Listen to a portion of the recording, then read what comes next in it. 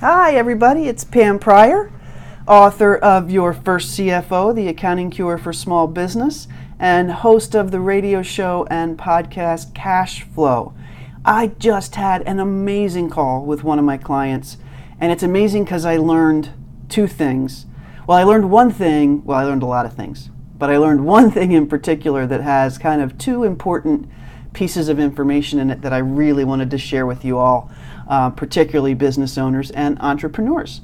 So the first thing is that you can never stop learning from your clients. And the second thing really reinforces what I've been saying about how much confidence entrepreneurs should have in their genius and how that applies to maybe more things than you think it does. So first of all, a call out to my client. You know who you are. Thank you so much for sharing the extra time with me today on our regular monthly call and giving me a lot of insight into some things that might help a number of other people. So wanted to do a quick reminder here at the beginning that we are going to launch the podcast Cash Flow on September 12th. And I am looking to build my launch team. So please, please, please, if you're interested, shoot me a private message, put a comment here so that I can follow up with you and make sure that we get you covered in that, in all the information that's going to lead up to that launch. And I would be so appreciative for any help. I know this podcast is going to be useful. I've already done 11 episodes. It's episodes that are pulling together a lot of the information that I've learned from talking to so many of you, from talking to other people who serve entrepreneurs and small business owners, and from snippets of content and teaching and client work that I've done that I know have been transformative for people who never believed they'd be able to say, finance is fun. So if you haven't heard, my goal is to get 10,000 entrepreneurs in the next year. I want to reach 10,000 people and transform their perception of finance in the entrepreneurial world. And I intend to do it.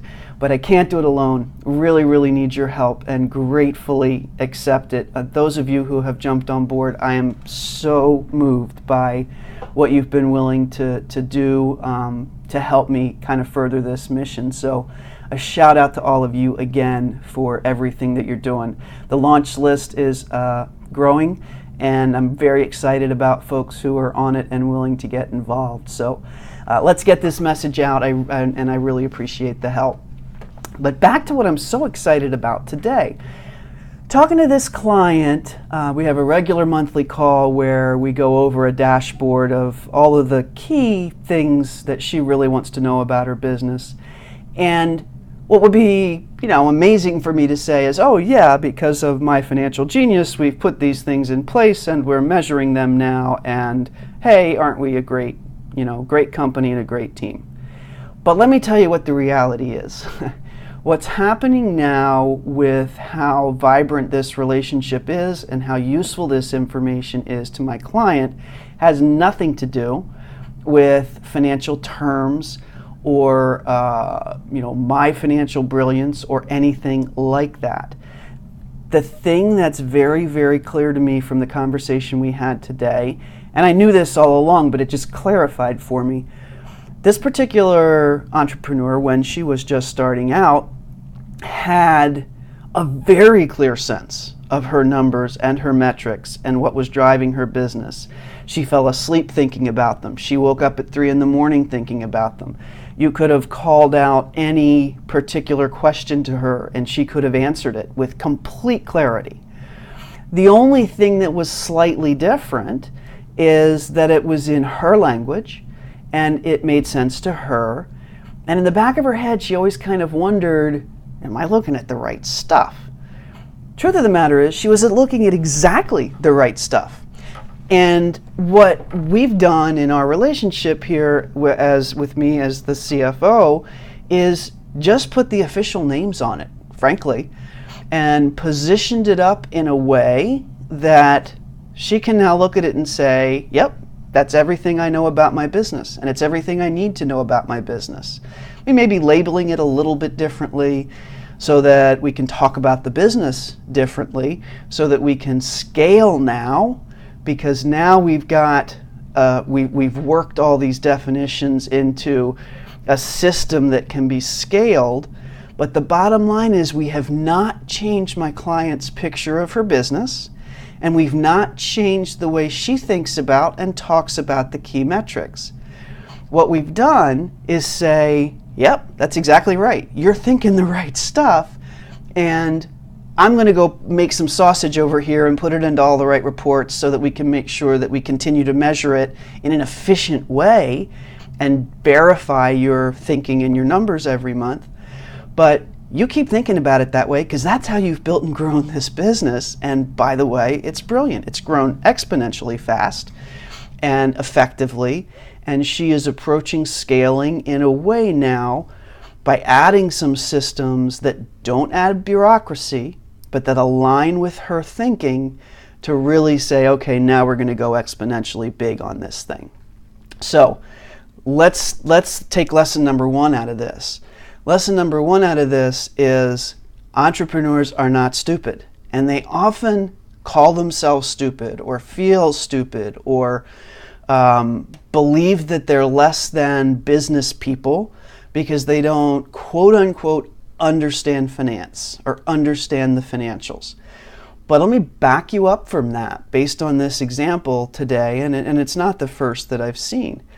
You are brilliant and you're gutsy and you're driven and you are moving your business forward. And whether you call it the quote unquote right thing or not is irrelevant. You know what's driving your business. You know numbers that make sense to you so that you know whether you're succeeding or failing in the things that are happening in your business.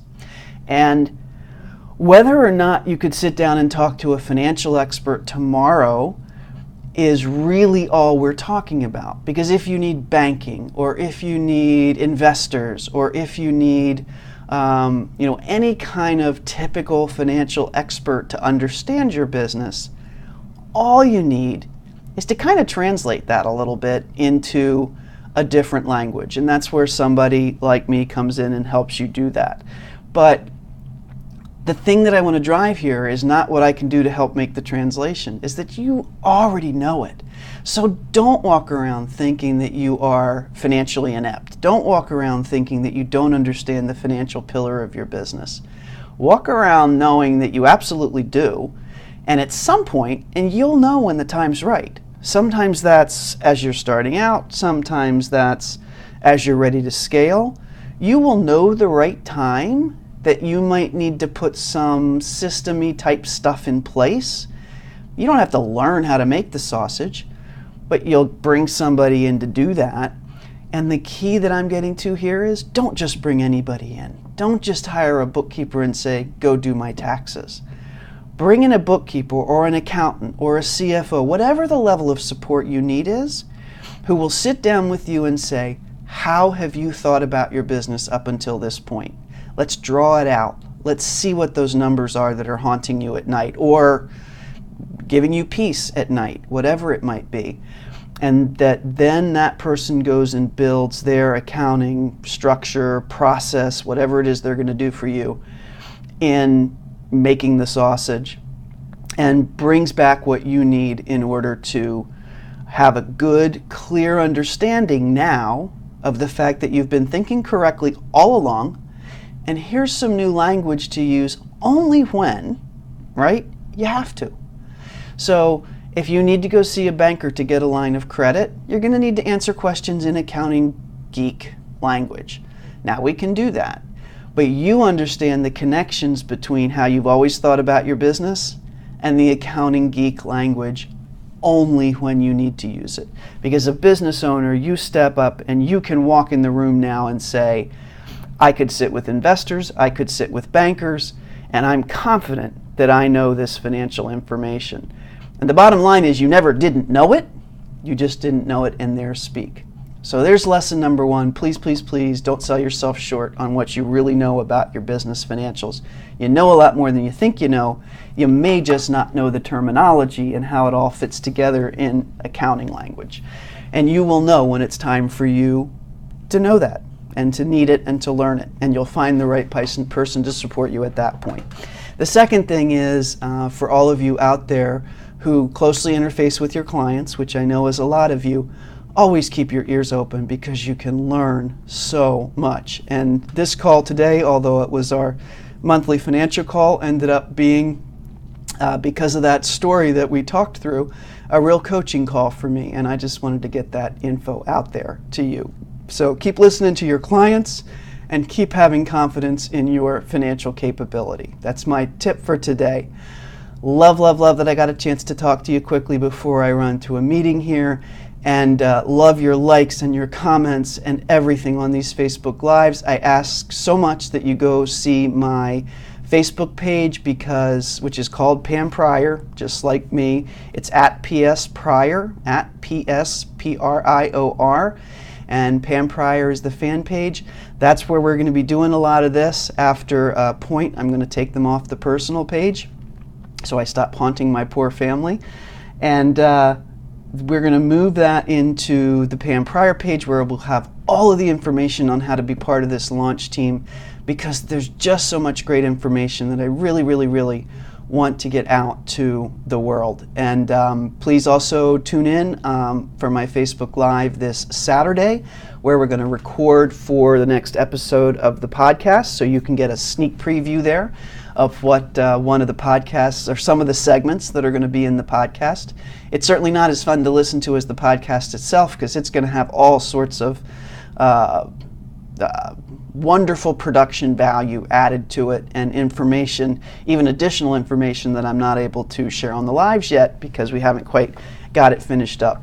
But looking forward to the launch, looking forward to staying in touch with you all. Thanks so much for listening, and have a fantastic day.